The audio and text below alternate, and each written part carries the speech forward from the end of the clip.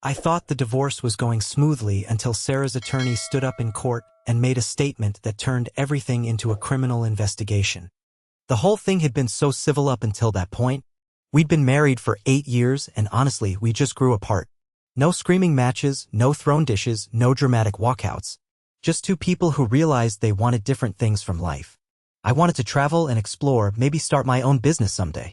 She wanted stability, routine, the white picket fence dream with kids running around the backyard by now. Neither of us was wrong, we were just incompatible. We'd agreed to split everything 50-50. The house would be sold, proceeds divided. Our savings accounts, retirement funds, even the wedding china her grandmother had given us, all of it was getting divided fairly. We'd been living in separate bedrooms for 3 months before I finally moved into a small apartment across town. The legal paperwork was just a formality at this point. I remember sitting in that sterile courtroom, fluorescent lights buzzing overhead, uncomfortable wooden benches that made my back ache. The whole place smelled like old coffee and disappointment. I was wearing my best navy suit, the one I'd bought for job interviews back in college. Sarah sat across the room with her attorney, looking professional in a gray blazer I'd never seen before. She gave me a small wave when I walked in and I waved back. This was how mature adults handled things, right? Judge Martinez was reviewing our paperwork when Sarah's attorney suddenly stood up. This guy had always made me uncomfortable. Something about the way he looked at Sarah during our previous meetings, like he was sizing her up for something other than legal representation. His ties were always too bright, his cologne too strong, and he had this habit of interrupting people mid-sentence. The attorney cleared his throat and announced that new evidence had come to light. Evidence that I had been secretly recording our private conversations for years using sophisticated surveillance equipment hidden throughout our home. He claimed I'd been manipulating Sarah's decisions by using information gathered through illegal wiretapping. My mouth went dry. The courtroom suddenly felt like it was spinning. I gripped the edge of the table so hard my knuckles went white. This was insane. I'd never recorded anything in my life. I could barely figure out how to set the DVR to record my favorite shows, let alone install spy equipment. The attorney produced what looked like professional recording devices, small black boxes with tiny microphones, wireless transmitters, the kind of stuff you see in spy movies. He claimed these had been found hidden in our bedroom, kitchen, even the bathroom. The judge's expression shifted from bored routine to serious concern. The word criminal charges started getting thrown around. I stood up, my legs shaking, and denied everything. My voice cracked like I was going through puberty again. I explained that I had no idea where this equipment came from, that I'd never seen any of it before. But even as I spoke, I could see doubt creeping into everyone's faces. Who brings fake evidence to court? It seemed so elaborate, so specific. The judge called for a 15-minute recess to review the evidence. I sat there in stunned silence, watching Sarah across the room. She wasn't looking at me anymore. Her face was unreadable, arms crossed, staring straight ahead. Had she really believed I was capable of something like this? After 8 years together, did she think I was some kind of manipulative predator? My mind raced through our entire relationship, searching for any moment that might have seemed suspicious to her. Those times I'd suggest we watch a movie she'd mentioned liking weeks earlier, was that manipulation or just being a good husband? When I'd remember her favorite coffee order without asking, was that romantic or creepy surveillance? Everything felt tainted now. The attorney was conferring with Sarah in hushed tones, occasionally glancing my way with what looked like satisfaction. This guy was enjoying this. He'd taken what should have been a simple, amicable divorce and turned it into a nightmare. I started wondering if I needed to call a criminal defense attorney. Would I be arrested right here in the courtroom? Then something unexpected happened. Sarah started laughing. Not a polite chuckle or nervous giggle. Full-blown, head-thrown-back laughter that echoed through the courtroom. Everyone stared at her like she'd lost her mind. Her attorney looked mortified, tugging at her sleeve to get her to stop. The judge raised an eyebrow and asked if she was all right. Sarah wiped tears from her eyes and announced that the whole thing was fake. Every piece of evidence, every recording device, all of it was completely fabricated. She'd suspected her attorney was incompetent and possibly corrupt for weeks, and this had been an elaborate test to prove it. The courtroom erupted. Her attorney's face went from confused to panicked to furious in about 3 seconds. He started sputtering about ethics violations and false evidence, but Sarah cut him off. She pulled out her phone and explained that she'd been recording their conversations for the past month. Conversations where he'd advised her to make false accusations against me to get a better settlement. Where he'd suggested hiding assets and lying under oath. where he'd made inappropriate comments about wanting to celebrate with her after the divorce was finalized. She played back snippets right there in the courtroom. His voice was unmistakable, discussing strategies that were clearly unethical and possibly illegal. The judge's expression shifted from confusion to disgust. Court security was suddenly very interested in Sarah's soon-to-be former attorney. Sarah fired him on the spot right there in front of everyone. She told him she'd be reporting his behavior to the State Bar Association and that he could expect to hear from the authorities about his suggestions regarding perjury and evidence tampering. The man gathered his fake spy equipment and briefcase, muttering threats about defamation lawsuits, but everyone could see he was finished. As he left, Sarah walked over to where I was sitting. I was still processing what had just happened, my brain trying to catch up with this complete reversal. She sat down next to me and apologized for putting me through that. She explained that she'd started having doubts about her attorney's advice weeks ago, especially when he kept pushing for more aggressive tactics that didn't match our original agreement. The final straw had been when he'd suggested she claim I'd been emotionally abusive throughout our marriage. She knew that wasn't true, and she knew I'd never hurt anyone intentionally. That's when she decided to test him to see just how far he'd go with fabricated evidence. We ended up dismissing the divorce proceedings entirely that day. Not because we were getting back together romantically, we still had the same fundamental differences that had led us here in the first place. But because we realized that somewhere along the way, with lawyers and legal proceedings and formal paperwork, we'd stopped talking to each other like the friends we'd always been. Update 1, the real conversation. After leaving the courthouse, Sarah and I went to the coffee shop where we'd had our first date 9 years earlier. It felt surreal, sitting across from each other with divorce papers scattered between us and lukewarm lattes growing cold while we talked for the first time in months. She told me about the doubts that had been eating at her, not just about the attorney but about our entire approach to ending our marriage. We'd gotten so caught up in being mature and civilized that we'd forgotten to actually communicate. We were treating our divorce like a business transaction instead of the end of something that had once meant everything to both of us. The attorney had picked up on her uncertainty and started feeding her paranoid thoughts. He'd suggested that I was being too cooperative, that no one agrees to split everything 50-50 unless they're hiding something. He'd planted seeds of doubt about my motivations, my character, even my mental health. Looking back, she could see how he'd been manipulating her emotions to create conflict where none existed. I admitted that I'd had my own doubts too. Not about her, but about myself. I'd started wondering if I was making a huge mistake. Here I was, throwing away a stable marriage for some vague dreams about adventure and entrepreneurship. What if I was just having an early midlife crisis?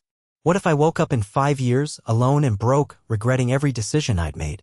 We talked about the night I'd moved out, how we'd both cried while packing my things into cardboard boxes from the liquor store. How we'd hugged goodbye in the driveway, both of us wanting to say something but not knowing what. How I'd driven to my new apartment and sat in the parking lot for an hour, wondering if I should turn around and come home. But we also talked about the relief we'd both felt. The way the constant underlying tension in our house had finally lifted.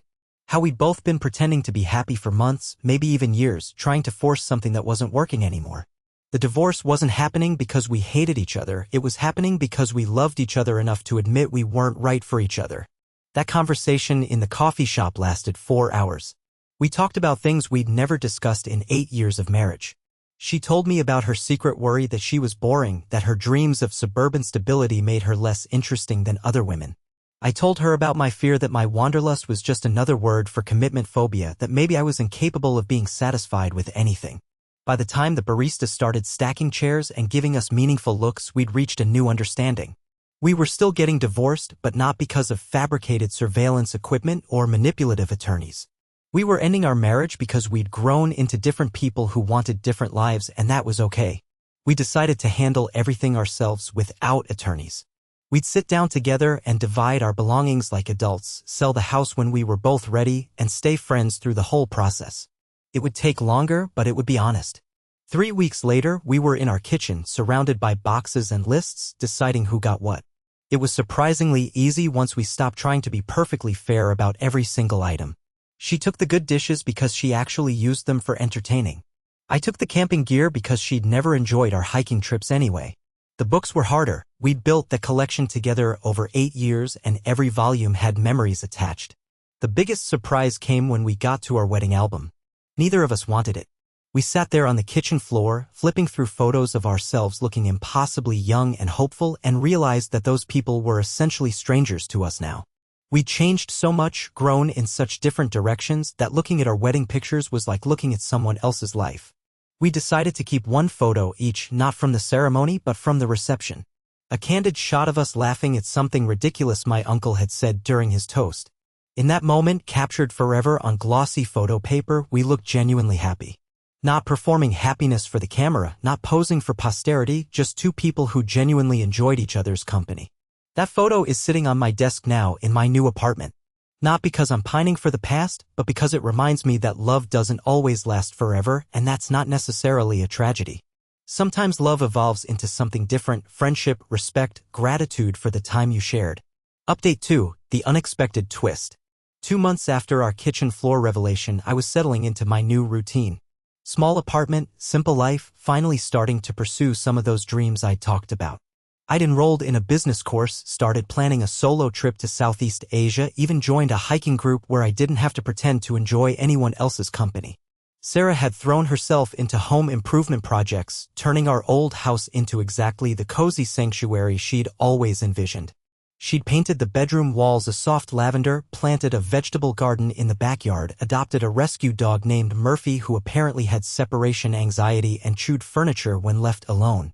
We were texting regularly, sharing updates about our new lives with the kind of easy friendship we'd never quite managed while married. She'd send me pictures of Murphy's latest destruction, and I'd share stories about my disastrous attempts at cooking for one person.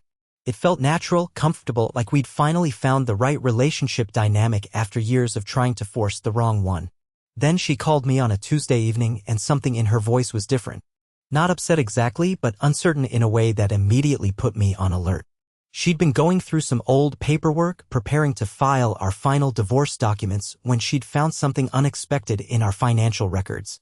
A savings account I'd apparently opened 3 years ago, one she'd never heard of. The statements showed regular deposits, small amounts that wouldn't be missed from our joint checking account, but they'd added up to nearly $15,000. My blood went cold. I had no memory of opening any secret account. I barely remembered to balance our regular checking account, let alone manage multiple financial accounts. But there it was in black and white: my name, my social security number, deposits made on dates when Sarah had been out of town visiting her sister or working late shifts. The timing was suspicious. The account had been opened right around the time we'd started having serious conversations about our future, when the cracks in our marriage were becoming impossible to ignore. From the outside, it looked exactly like what her sleazy ex-attorney had accused me of: secretly preparing for divorce by hiding assets. Sarah wasn't accusing me of anything, but I could hear the confusion in her voice. She was trying to give me the benefit of the doubt, but the evidence was right there in front of her. Someone had been systematically moving money into an account with my name on it, and neither of us could explain how or why. I drove over to her house that night, bringing every financial document I could find in my apartment. We spread everything out on her dining room table: bank statements, credit card bills, tax returns, even old receipts, trying to piece together what had happened. The account had been opened online using information that only I should have had access to. The deposits came from our joint checking account, transferred on specific dates that seemed random at first glance. But as we looked more closely, a pattern emerged. Every transfer had been made on days when I'd worked late or been out of town on business trips. Someone had been using my identity to systematically steal from our marriage, and they'd been clever about it. The amounts were small enough to avoid triggering automatic fraud alerts, spaced out enough to avoid creating obvious patterns, timed to coincide with periods when I'd have alibis for not being the one making the transfers. Sarah and I looked at each other across the table, surrounded by financial documents and growing dread. If I wasn't moving the money and she wasn't moving the money, then someone else had access to our accounts. Someone who knew our routines, our schedules, our security information. The realization hit us simultaneously. Her ex-attorney hadn't just been manipulating her emotions and suggesting unethical legal strategies. He'd been preparing to frame me for financial fraud, probably planning to discover the hidden account during divorce proceedings and use it to destroy my credibility in court. But that raised an even more disturbing question. How had he gotten access to our banking information in the first place? Sarah had never given him our account numbers or passwords. I certainly hadn't shared that information with someone I'd never trusted. We called the bank the next morning and learned that the account had been accessed multiple times from an IP address registered to a law office downtown. Not just Sarah's ex-attorney's office, but the building where dozens of attorneys worked. Someone with legal access to financial record databases had been using that access for personal gain. The bank's fraud investigation uncovered something that made our blood run cold. Our account wasn't the only one that had been compromised. Over the past 2 years, nearly 30 couples going through divorces had reported similar mysterious transfers. All of them had been represented by attorneys in the same building. All of them had discovered hidden accounts opened in one spouse's name without their knowledge. It was a systematic operation. Attorneys were providing client financial information to someone who would then create fake accounts, transfer money to make it look like one spouse was hiding assets, and generate evidence that could be used to manipulate divorce settlements. The innocent spouse would be portrayed as deceptive and greedy, making them more likely to accept unfavorable terms just to avoid lengthy court battles. Sarah and I had stumbled into something much bigger than divorce fraud. We'd uncovered a criminal enterprise that had been destroying families and stealing money for years. The FBI got involved, and suddenly our quiet coffee shop conversations about dividing kitchen utensils had turned into federal witness interviews about financial crimes. The worst part was realizing how close we'd come to falling for it completely. If Sarah hadn't decided to test her attorney with that elaborate fake evidence scheme, he might have successfully framed me for financial fraud. Our amicable divorce would have turned into a bitter legal battle, with both of us convinced the other was lying and manipulative. Instead, we found ourselves working together again, not as a married couple trying to separate, but as partners helping to expose a crime that had hurt dozens of other families. We spent weeks meeting with federal investigators, providing evidence, identifying patterns in the fraudulent transfers. Final update, full circle. The investigation took 8 months to complete. Sarah's ex-attorney was arrested along with 6 other lawyers and 2 bank employees who had been part of the scheme. The whole operation had stolen nearly $500,000 from divorcing couples over 3 years, using their own emotional vulnerability against them. During those 8 months, something unexpected happened between Sarah and me. Working together on the investigation, spending hours reviewing documents and meeting with federal agents, we rediscovered the partnership that had been missing from our marriage. Not romantic partnership, that ship had sailed, but the kind of deep friendship and mutual respect that makes the best relationships work. We realized that our original problems hadn't actually been about incompatible life goals. They'd been about communication, about feeling like we couldn't be completely honest with each other about our fears and dreams. I'd been afraid to tell her how trapped I felt by our suburban routine because I didn't want to hurt her feelings. She'd been afraid to tell me how exhausted she was by my constant restlessness because she didn't want to sound boring. Neither of us had been willing to risk the safety of our marriage by having difficult conversations, so we'd let small dissatisfactions grow into major incompatibilities. We'd been so focused on being good spouses that we'd forgotten how to be good friends. The criminal investigation forced us to be completely honest with each other, probably for the first time since we'd started dating. We had to trust each other absolutely, share every financial detail, admit to fears and suspicions we'd never voiced before. In the process, we remembered why we'd fallen in love in the first place. By the time the trials were over and the stolen money was recovered, we'd made a decision that surprised everyone, including ourselves. We weren't getting back together as husband and wife, but we weren't getting divorced either. Instead, we were restructuring our relationship into something entirely new. We kept the house but converted it into a duplex. Sarah lives in the main section with Murphy, who finally overcame his separation anxiety with the help of a patient trainer and an impressive collection of chew toys. I live in the converted basement apartment, which has its own entrance and feels like a tiny house rather than someone's basement. We share some expenses, some meals, some evening walks around the neighborhood with Murphy pulling enthusiastically toward every interesting smell. But we also maintain completely separate social lives, dating lives, and financial accounts. Sarah has started seeing someone she met through her gardening club, a quiet guy who shares her love of home improvement projects and weekend farmers markets. I'm still planning that Southeast Asia trip, though now I'm considering turning it into a business research expedition. Our families think we're completely insane. Our friends don't know what to call our relationship. The few people who know the whole story assume we're in denial about still being in love with each other. But it works for us in a way that traditional marriage never did. We're not romantic partners, but we're not just friends either. We're something new, something we created specifically for who we are and what we need. We've learned to value honesty over harmony, friendship over passion, and mutual support over traditional relationship milestones. Sometimes I think about that moment in the courtroom when Sarah started laughing, when everything I thought I knew about our divorce suddenly turned upside down. It was terrifying and confusing and completely unexpected, but it led us to something better than what we'd had before. The money from the criminal restitution fund went into our individual savings accounts. Sarah used hers to renovate the house and start a small business selling homemade preserves at local farmers markets. I used mine to finally take the business course seriously and start planning the travel company I'd always dreamed about. Neither of us ended up with the life we'd originally planned. Sarah didn't get her traditional marriage with kids and Sunday dinners around a dining room table. I didn't get my completely independent bachelor adventure with no responsibilities to anyone but myself. Instead, we created something that works for both of us. A partnership based on choice rather than obligation, friendship rather than romance, honesty rather than performance.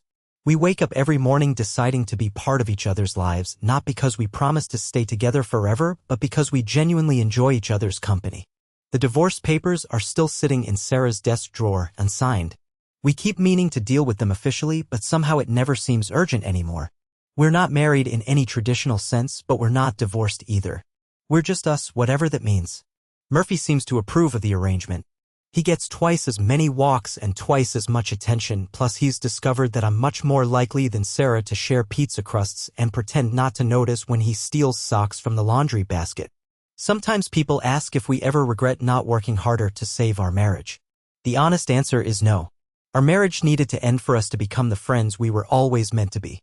We just took an extremely unconventional route to get there, complete with fake surveillance equipment, federal investigations, and one very patient rescue dog who chews furniture when he's anxious. Life is strange and unpredictable and sometimes completely ridiculous. But if you're lucky, you end up exactly where you need to be, even if it's nowhere near where you thought you were going.